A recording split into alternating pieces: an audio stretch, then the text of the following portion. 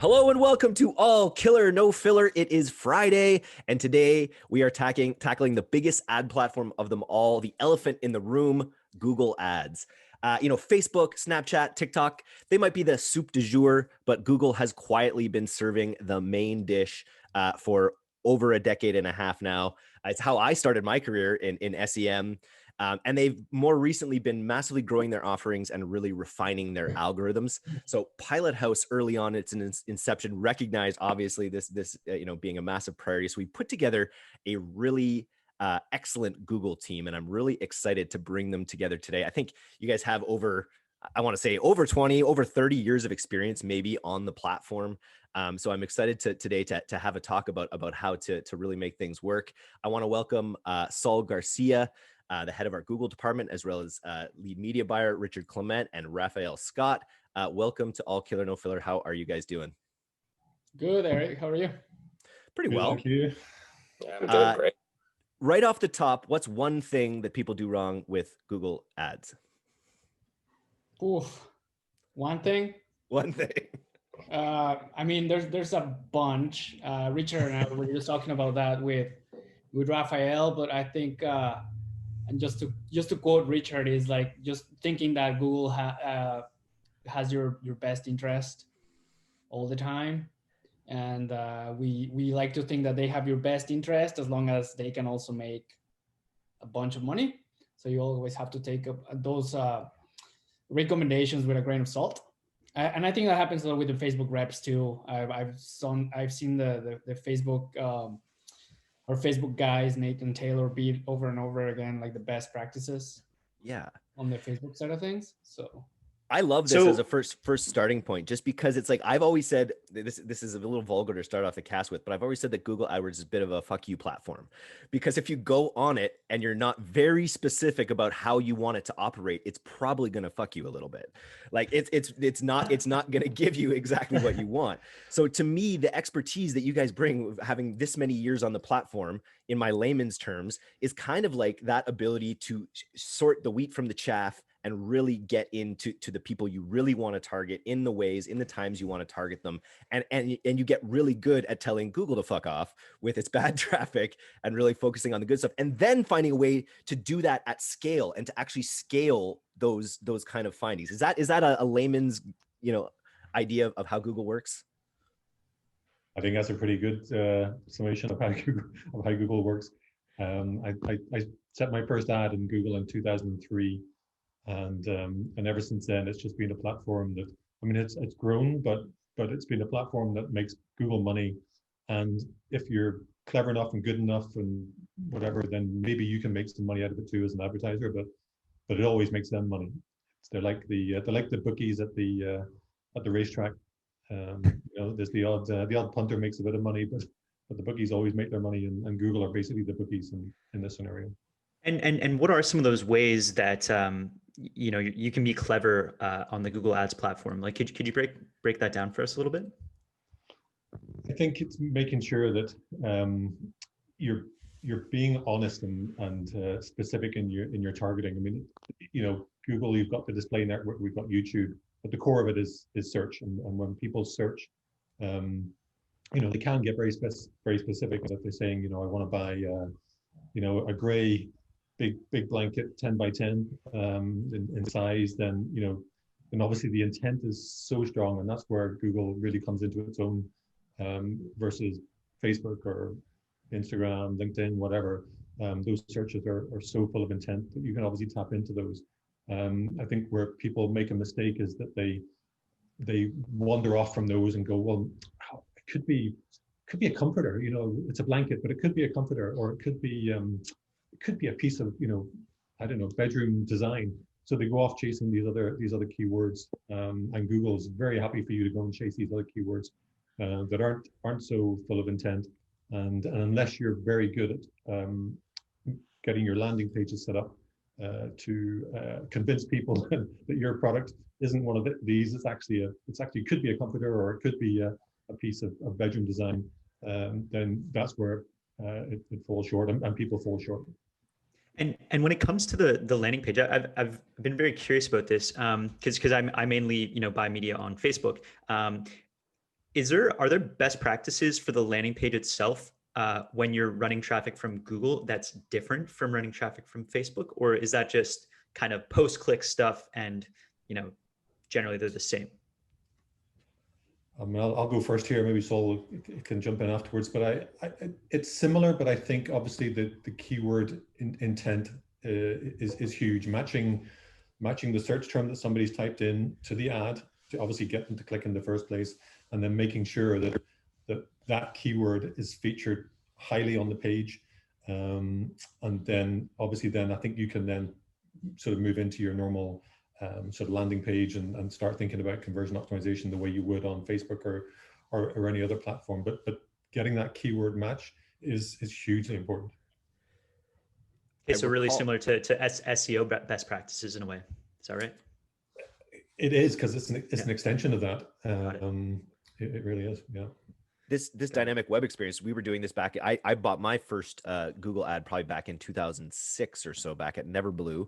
And I remember, and really early on, we realized that power of dynamic keyword insertion, both in the ad, but also on the landing page. We ran into issues at that point where Google was then telling us that we were not writing actual page content about this stuff. We were just dynamically inserting what we wanted them to have. And then they busted us on that.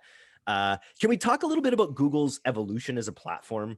Like, I started off with some incendiary stuff, calling it a FU platform, but it's also gotten a lot better at finding your ideal customers. Can you talk about, like, in the last, like, how do you guys, Saul, how do you see the evolution of the platform and how much better has it gotten, let's say, in the past 2 or 3 years? Especially in the last 2 or 3 years, I think that artificial intelligence has gotten a lot better in actually delivering results for advertisers. I think 4 years ago, Richard and I first started working with, maximize conversion settings, those kind of like machine learning bidding strategies. And back then they were pretty bad. Most people were very skeptical about letting Google just take over your bidding methods, especially agencies or people that knew a little bit about AdWords. Since then, they've gotten better, and they've also gotten, I think, less cheeky about how they operate their bidding methods, and you can trust the algorithm a little more than you used to be able to actually find the right people and because I explain this a lot to people, that when they come to an agency, the first thing is like, well, if you're gonna go on automatic return on ad spend bidding, why will I come to you, right? But it's a difference between, you still have to set up everything properly. Then the difference is between someone that's just the same search, a big blanket, the same search, 2 people, Google would bid on the person that's more likely to buy that big blanket and not show the ad to the other person to avoid wasting budget on that person once you've trained that algorithm properly. So it's a little bit like the Facebook pixel, that you can actually train it to do what you want. And you can also, once you learn and once you're in the platform, through trial and error, you can find little hacks on how to like use the algorithms. The algorithm is greedy, like it wants you to spend money. So you can use that greed in your favor, that programming that they've got at Google there in your favor, for you to be able to do a little better for your clients. So that's interesting. How do you leverage that greed? How do you, and then is that how you do that, the scaling side? Because that's the one limiting factor of Facebook, is you're not manufacturing demand for things in the same way as you are on an interruptive platform like Facebook. So Google is, more intent based, less. So is that one of the ways that you can actually really drive scale with Google Ads by training that algorithm to find the right people in the right spots? You can find, like, and we always tell this to people that first come with us, like, we will find them scale. It won't be as, like on Facebook, once you find a pocket, you burn through it, right? You go for it and you like rocket ship.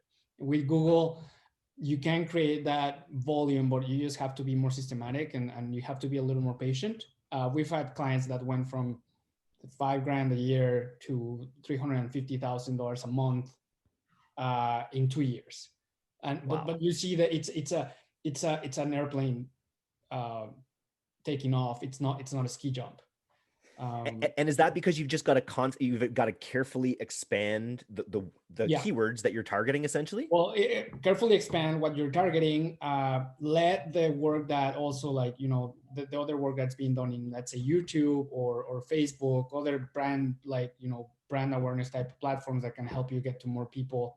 And let the branded learnings also help your generic. So what I was just talking about with the algorithm, if you have branded search and people are buying the branded searches, right? They're high intent there. That trains your algorithm to know, okay, this person just bought branded. And this person has these characteristics. So on a generic search for the same, like in the same account, it's gonna look at that person as like, oh, this person looks a lot like the person that bought branded. So I will show the ad to this person, and this other person looks a lot not like the person that bought branded. So I'm gonna pass on this one. It takes a while, but it works. Yeah. And sorry, just for an inexperienced Google guy like myself, could you just clarify what a branded search is? Is that just when they're searching for the brand name? Yeah, exactly. So let's say JBW. It's exactly people looking for JBW watches. That's a brand search. That obviously, as the brand grows, and it's grown with Pilot House over 2 years, there's more branded searches. But using those brand search learnings, and the algorithm has all those other signals that can help you decide in a generic search, okay, this is a good person to show the ad to, and this is not a good person. Okay, that's awesome. It's actually, that's been a bit of a point of confusion for me, because I've heard that the ROI on branded search is generally quite good. But what I don't understand, like, why is that? So they're going to search for JBW. Chances are pretty good that JBW is going to be the first thing that shows up in the search. And then there's also the branded search ad that'll show up above that, unless I'm missing something. Is that right? Do I have that? No, that's correct. In most cases. So why does that work so well? Well, top of the page. Well, top of page. But it's the top of the page anyway. I'll let Richard expand, but it's pretty. It's just intent, right? The person is already looking for the brand, and even between brand lookers, there's a difference between a person that's still on a consideration or even just top funnel stage and a buying stage. So with a well-trained algorithm, you stop showing on brand searches for the ultimate tire kickers. So a good example for JBW, we've had questions about, hey, I just looked for my own brand on Google and we weren't coming up first on branded, and it's okay.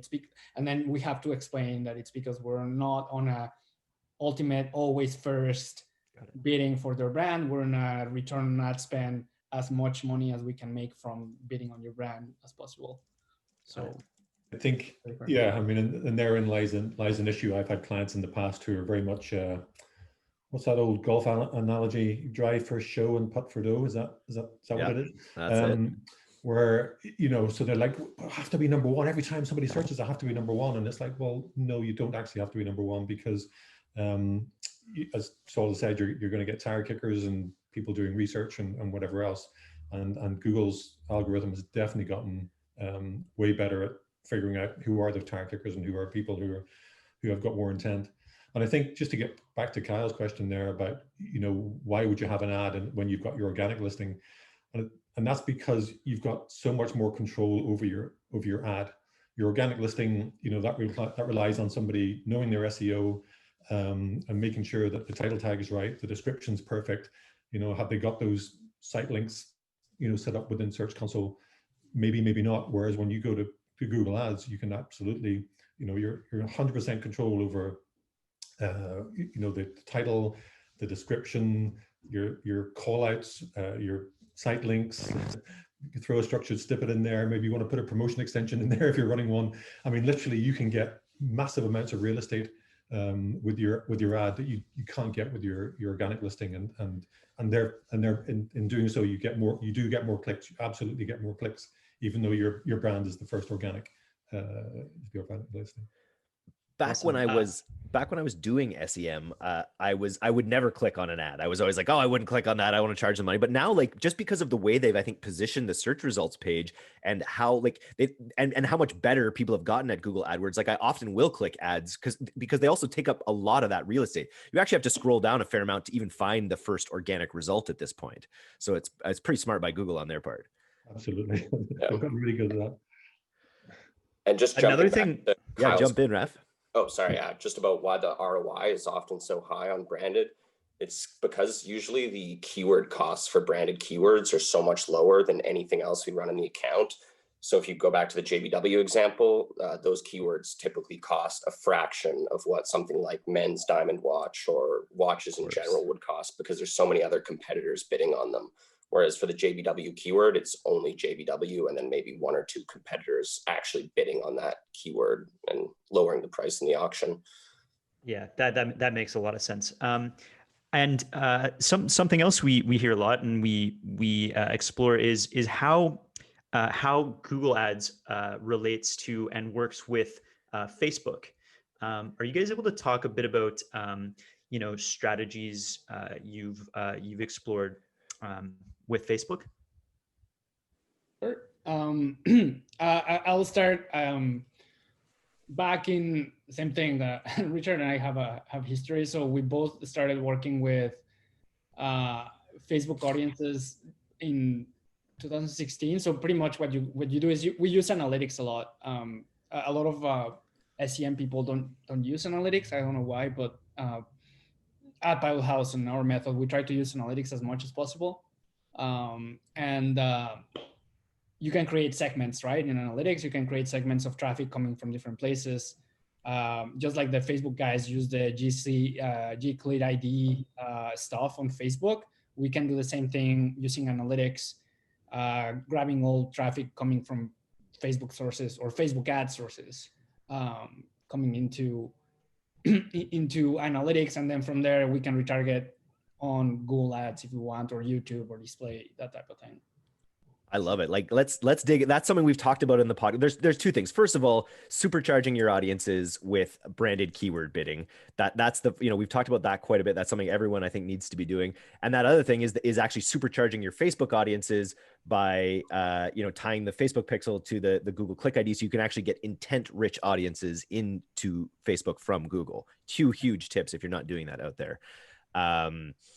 And then beyond that, you can also, as you're saying, so what does that mean practically? If you then track the Facebook, does that help us with attribution? Because I guess that's the big question that we wanted to dig in a little bit about. There's this quiet war between the Facebook buyers and the Google buyers. Everyone wants attribution. How does this, what you've just said about tracking Facebook purchases through Google Analytics, play into that attribution game, and who really deserves the conversion? I don't know. I'm being recorded. Tell us what Great you really question. think, Saul. Tell us what you really think. Don't hold back. No. I think they're complementary. I actually think that if you have a full stack agency or someone that's working with all of your media buys, it has to be. You have to distribute that attribution evenly. I think that nowadays, it's super hard to know exactly. There are so many touch points, and we see it with our clients. Like right now, we're running everything on Facebook and Instagram for them, everything on the Google channels for them, and then both they all of those steps have a little bit of attribution, right? Like someone that saw an ad for the first time on Facebook, maybe the first click they ever have to the website is actually on Google, and then they both are going to get retargeted by both YouTube and Facebook and Instagram and maybe WhatsApp. So there's just so many touch points nowadays that I don't think you can actually say that one medium is doing more lifting than the other. You have to do both, I think. Totally.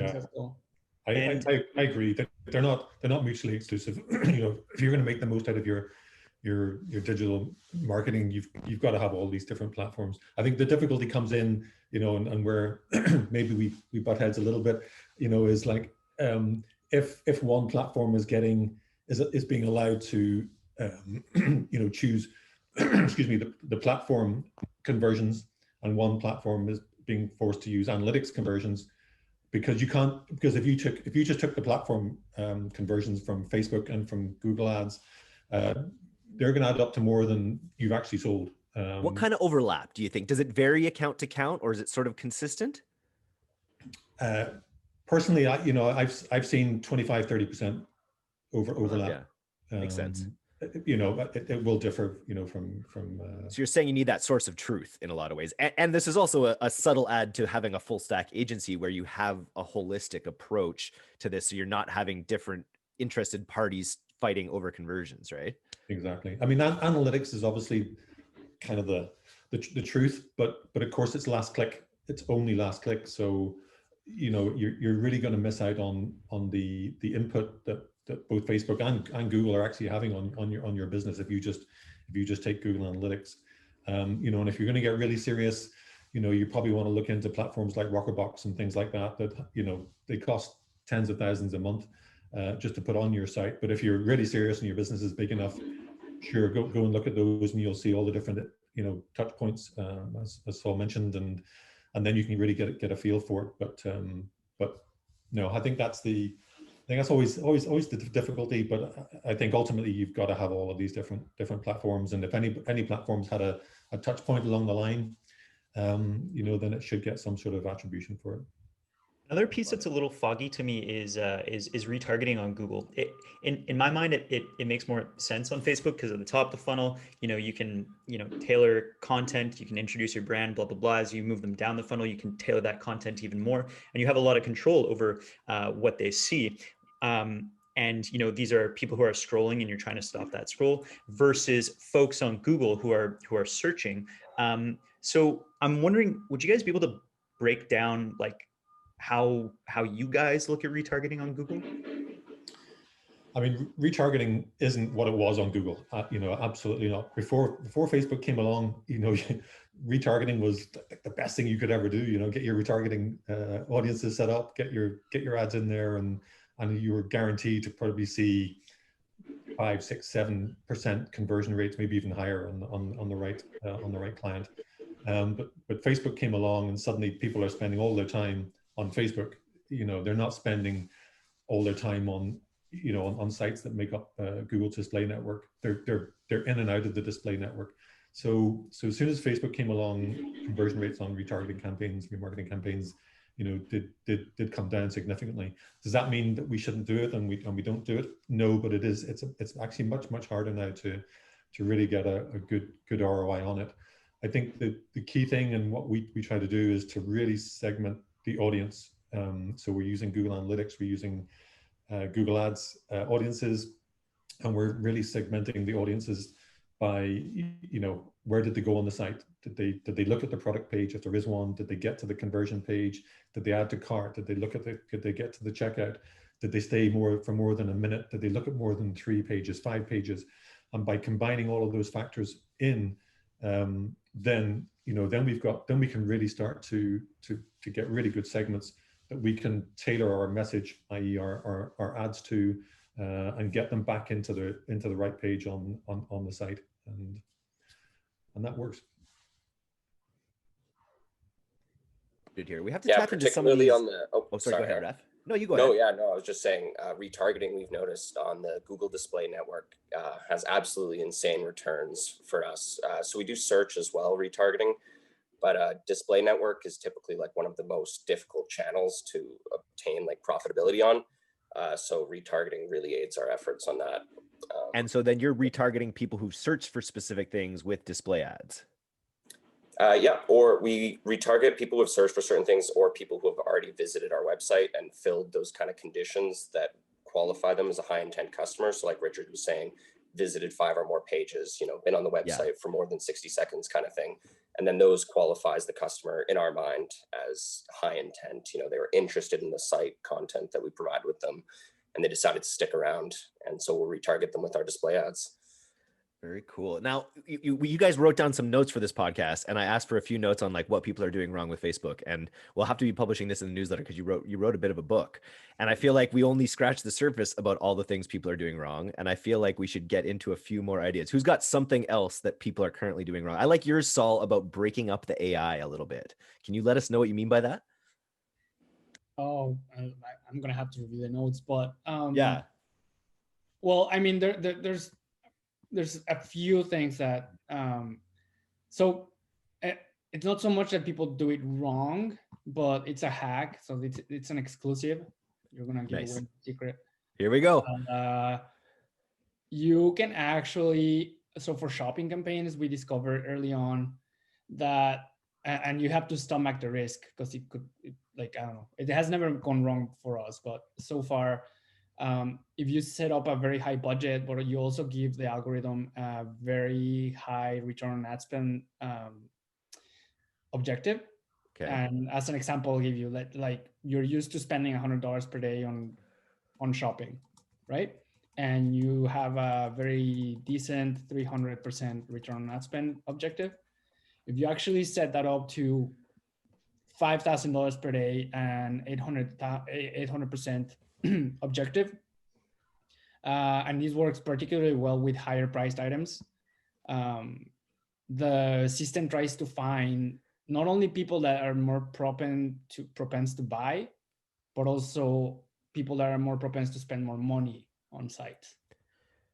So that strategy, we've used it with our jewelry client. We've used it with the blanket client.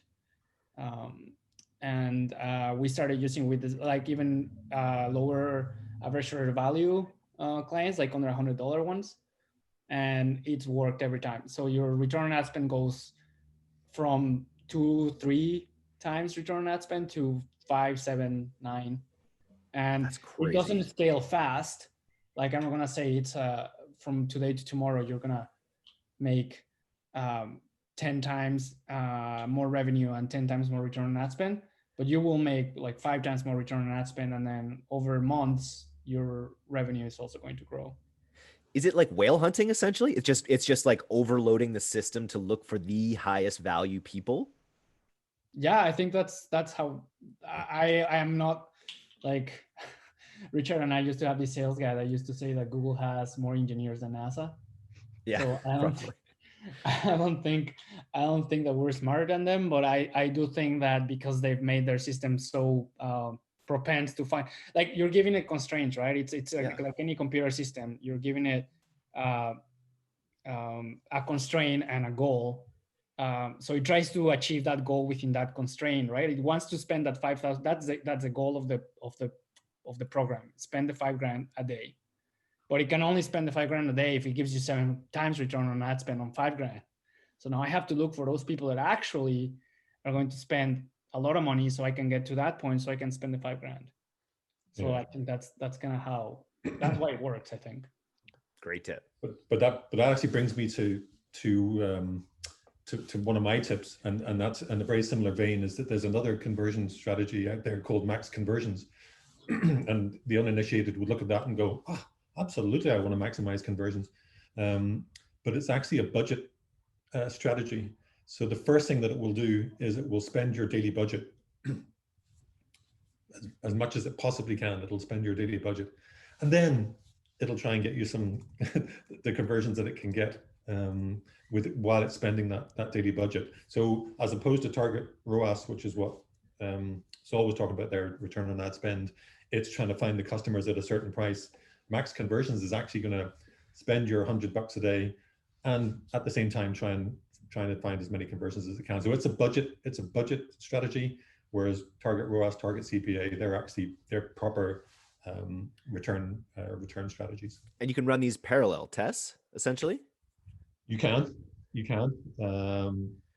But once, typically once you get a campaign that's working well on target CPA, target ROAS, you would never go back to max conversions. And in fact, max conversions is a strategy I rarely use. Interesting. Very cool. What about you, Rafa? What got any tips for the audience? Yeah, absolutely. So my number one thing would be mistakes that people do, not testing cold prospecting on the Google Display Network, like we talked about. So retargeting, super commonplace on Google Display, but people often don't really test cold prospecting. So targeting an audience that's never heard of your brand, it's difficult to do for sure. We've tried it on with tons of different clients and we've seen a little bit of success, but on the clients that we do see success with, sometimes it can drive up to 40% of the revenue, which is pretty big. Especially when you consider the reach of the display network. It's 98% of the World Wide Web, I think is what it covers. So it's borderline foolish, I would say, in some cases to not test it. Especially, so my one tip there would be using custom intent audiences. So those are audiences that you can create yourself using URLs from what pages you think your customers have visited. And that can provide like really, really high intent audiences that have much higher conversion rates than the audience Google provides you. So yeah, no, number one hot tip right there, test cold prospecting on the display network because it can often be extremely successful. Very, very cool.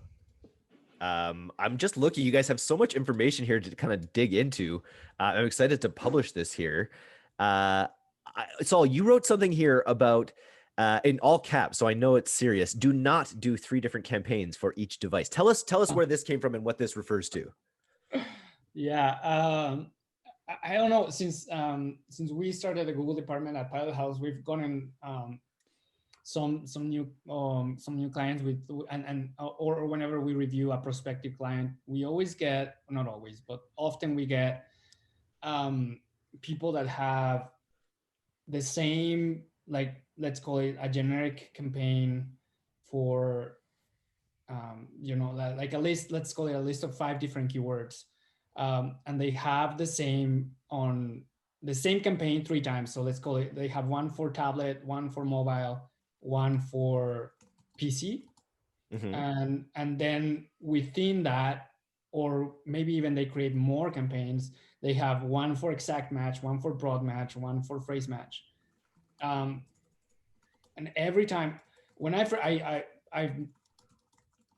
never learned that strategy from anyone. Like I never heard it before until I started seeing it coming in. I kind of got all of my training from Google, like my initial training. Yep. Just following the Google courses. And there was nothing like that. And, there's hacks that sometimes work, but since I've never seen it, and I would see like poor performance, right? Like just to me, it split budgets and it doesn't let the actual, like it doesn't take a benefit of the algorithms and the learnings because you're trying to over control everything. And every time we've switched all of this, like, segmentation into one campaign and making sure that, yeah, you have to pay attention at your devices and your device bit adjustments and your keyword lists and match types, but everything I think has to be consolidated within one good campaign so that you can use the learnings from that campaign within that campaign. If you're always limiting the reach of your campaign, you're not going to get learnings ever, and you're always going to be working in a very small, you're not going to be able to grow it. Same happened with shopping when I was working with we're working with that big vitamins company. Same thing, like the first thing we got was 3 different levels of shopping. And I think you actually, which is like top, middle, and bottom of funnel, right? Yeah, you actually had someone on the podcast that professes that. Oh no. And I will never do that. It's just it takes away learnings. I don't know. And to be honest, my Richard was my teacher here on shopping, and I never saw Richard do that either. So what do you say about that, Richard? Yeah, no, stay clear of those. I mean, the only time I would ever consider splitting a shopping campaign, for example, is if the client was adamant that we had to somehow split out brand and non-brand, because branded search actually can trigger shopping ads, and of course that the addition of the picture makes it a very strong ad, and you will get good returns on them. So if somebody insisted that we had to bring separate out brand, then sure, there are ways and means of doing it. But Saul's 100% right. Otherwise, when you split it, particularly now, Google's AI is getting so much better, and you're just limiting learning. So no, I wouldn't do it. Love it. I think we're running on time here, and I think we're just gonna have to have you guys back. We have to have a Google podcast more often. Our audience is crying out for stuff on YouTube, which we'll jump into maybe next time. I wanted to maybe end this one by just asking there's so many different, I think, tools in the Google ecosystem, and I'd be wondered if there's underused tools on the Google platform itself, or if there are any external tools that you guys find are sort of indispensable. I mean, for me, it's a bit of an old one. You probably used it, Eric. Google Ads Editor is a great tool. When you start managing multiple accounts, or you've got an account that's got lots of ad groups and products. Maybe you've got an e-commerce client, and they've got into the hundreds and thousands of products. Managing something like that manually it's hard work and time consuming. Whereas Google Ads Editor really does allow you to manage something like that at scale, very, very easily. So I'm a huge fan of Ads Editor. Nice. Yeah. Anyone else? I would say analytics. We were just talking about that. I would say analytics.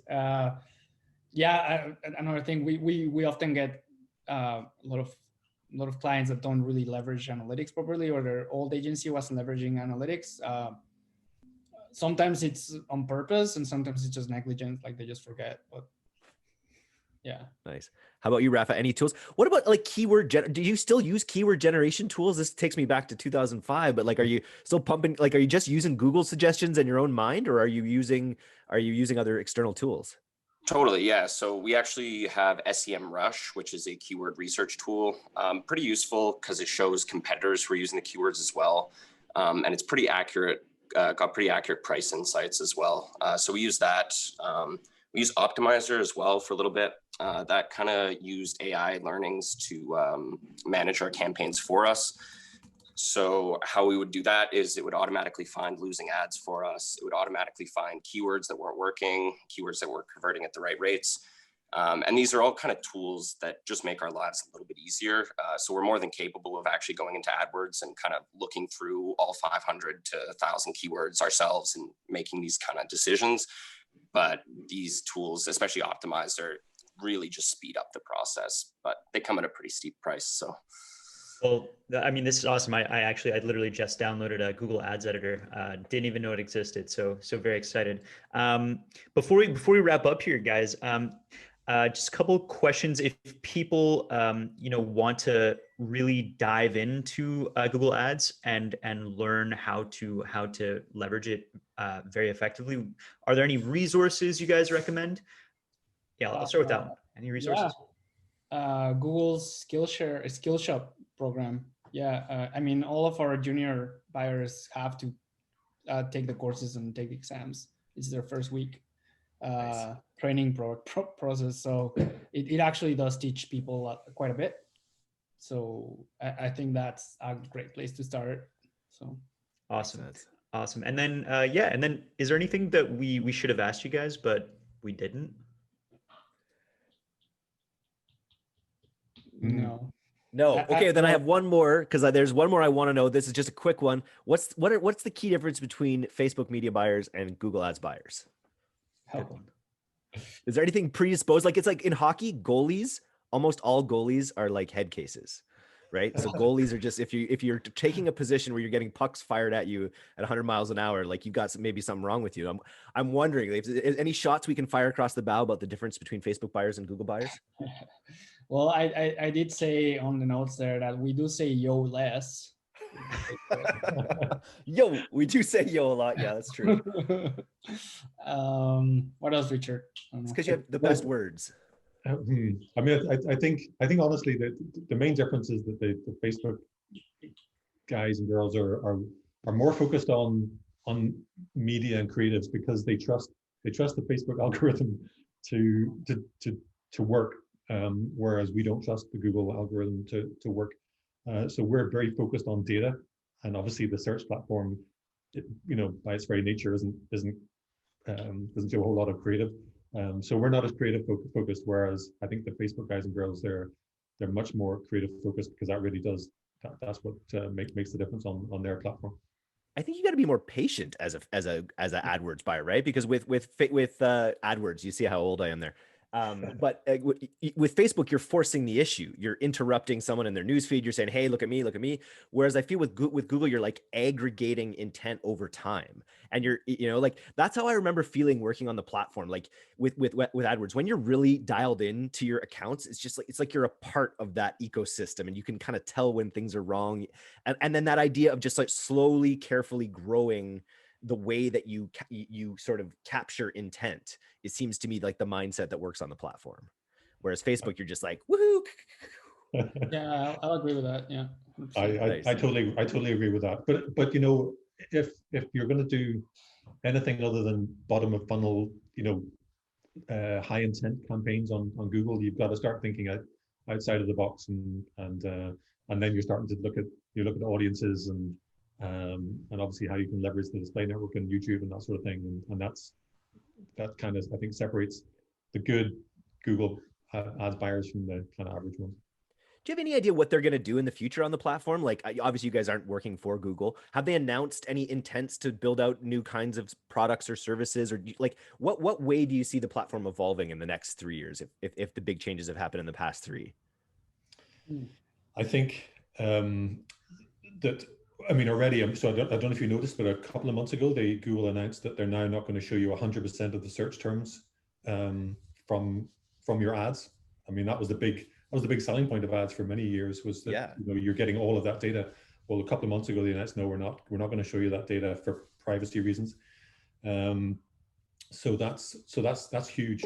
So what that's going to mean is making sure that our use of audiences is going to be crucial, and I think leveraging the AI, so things like dynamic search ads are getting much better than they were when they first launched. Obviously, these smart campaigns, but I think it's really making sure that we're tapping into the audiences. That's going to be where the platform's going. Awesome. Any final words there, Saul? You mentioned smart campaigns in your notes. Oh yeah, and this was like we said, like we do a lot of trial and error. Like Richard said, whenever even testing CPA or ROAS or etc., you try it, and then you see if it would, you get a feeling if it's gonna work or not. But it's the same thing. Like, at least at Bio, we have a certain process, but we don't have a one size fits all type thing. So when something's not working, we're not. That's one of the things that I sometimes people get on a brick and they get dizzy because so with us we try everything, and one of the things that we found just by trying everything for one of the clients was that smart campaigns it's not by a lot of agencies because they feel dumb, actually work very well to lower costs for service customers. So lawyers, I'll tell you right now, like lawyers and plumbers, for example, are some of the most expensive clicks you can have in the industry. Why? I don't know, but they're up there with software, like B2B software, lawyers and Mesothelioma. plumbers. It's just insane how expensive it can be. And we found through just trial and error that smart campaigns at a local level for these type of advertisers can actually save 50, 60, 70% in cost per clicks.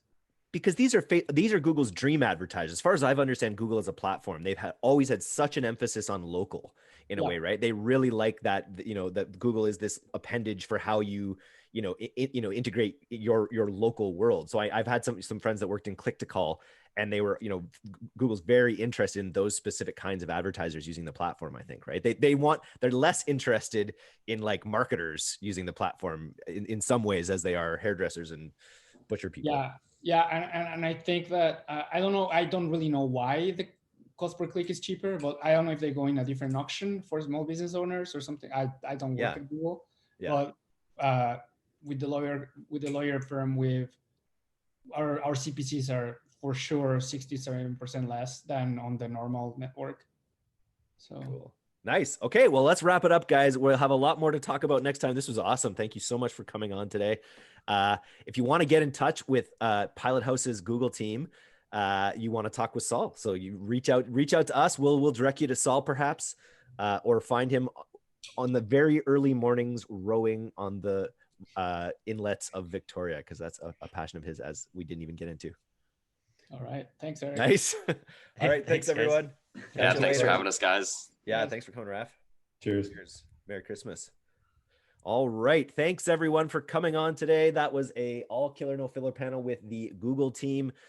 We've got some big stuff brewing on the D2C team that we're going to be announcing next week regarding our Snapchat course. You're not going to want to miss that. We have secured the highest spending Snapchat